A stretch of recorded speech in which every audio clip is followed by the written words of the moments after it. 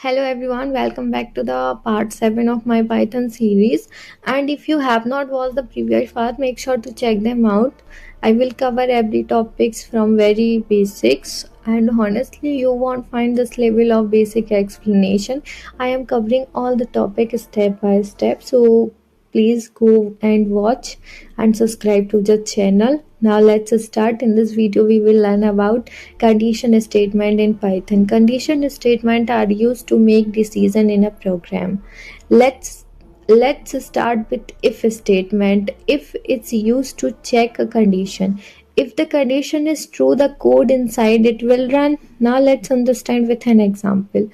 If a number is greater than 10, we print greater than 10. Otherwise we print less than or equal to 10. This is where else comes in. Else run when the if condition is false. We can also use elif to check multiple conditions.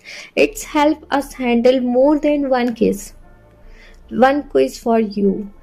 If a number is 5, what will be the